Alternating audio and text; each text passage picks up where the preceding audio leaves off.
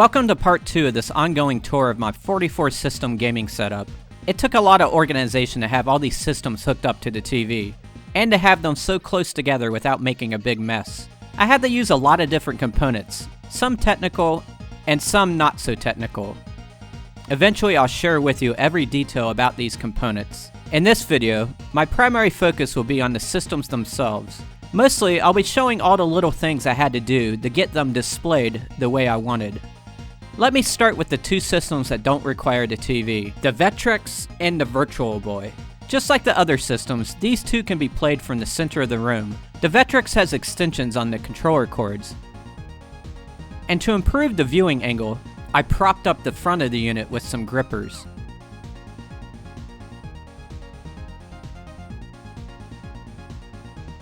Off to the side are the overlays that go with each game. If you don't know what these are, these add color to the black and white display. And they tell you what the buttons do.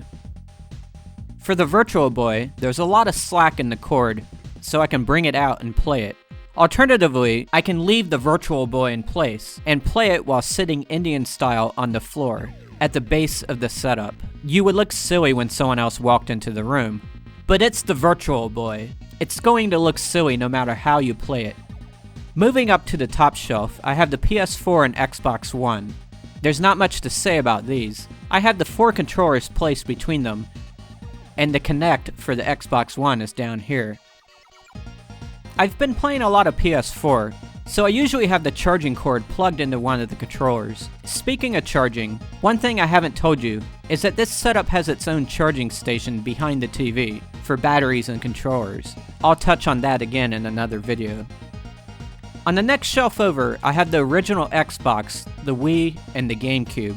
Under two of them are these double stacked trays. They are probably the most important components of this setup. Without them, the extra long controller cords would be strewn about everywhere. They also help make the systems more presentable by providing something to prop the controllers against. I get a lot of questions about these, mainly about where you can purchase them. Unfortunately, I haven't seen these in stores for years, and I don't know of anyone else who has ever found them. A while back, I created a video that talks about these trays, including some ideas on how to build your own. Here's the title of that video. Even though they are useful, they are not perfect. Looking up close at these trays, you notice there's a raised ridge going along the edge. Because of this, there are certain systems that don't sit well in them. As you know, there are ports on the systems where the controller cords, power cords, and signal cords come out. And for systems that are not very tall, or whose ports are very low by design, the cords coming out end up hitting the ridge of the tray. This can cause downward and upward pressure on the cords and ports, which is something you don't want for any electronic device. It can cause a short in the cord, or it can cause the port itself to crack away from the circuit board. So for certain systems, I had to come up with some solutions to this issue, which I'll point out along the way. The Gamecube is one that sits perfectly in the tray. It has a high profile and it has a Game Boy player attached to the bottom. In case you're wondering, I do not count the Game Boy player toward the count of 44 systems. For the monstrous Xbox, with the low profile cord coming out the back, I placed empty CD cases underneath to raise it up. The next shelf down I have the Ouya, the Wii U, and the PS2. The PS2 is the slim model that has a very low profile, and to raise it up I added some grippers to the bottom. I also have a USB fan on the front, since the slim model has been known to overheat. Next shelf down I had the Sega Master System, the 360, and the PS3.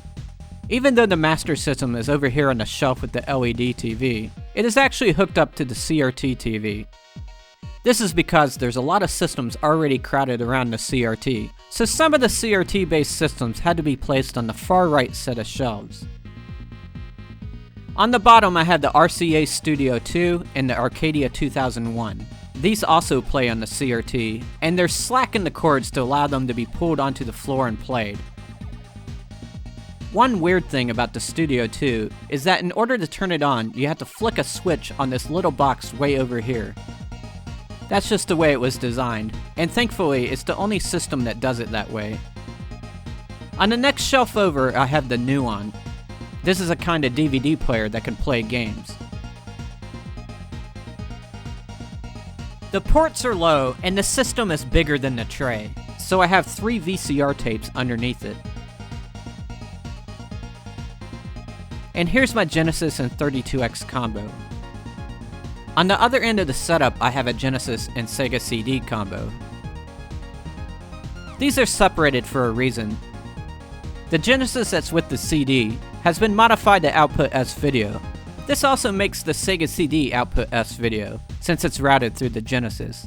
This results in a better picture quality than the standard unmodded Genesis, which outputs composite. However, if you add the 32X on top of it, it doesn't work. Typically, the 32X would take in the composite signal from the Genesis and output its own composite signal. It can't do that if the Genesis outputs S-video, which is why I have the 32X on its own Genesis. People have pointed out that you can actually get the 32X modded to output S-video, but I'm not completely sold on it yet. I actually had someone do it for me, but the picture quality was just as bad as composite, so I don't even use it. It's something I will re-explore in the future. People have also asked me how I played a handful of games that require both the 32X and the Sega CD. If I needed to play them, I have a few spare systems that I can add to the setup temporarily. By the way, I only counted the Genesis once toward the total of the 44 systems. That's it for this video. I'll cover the rest of the systems, as well as a boatload of other stuff, in parts 3 and onward. I'll see you next time.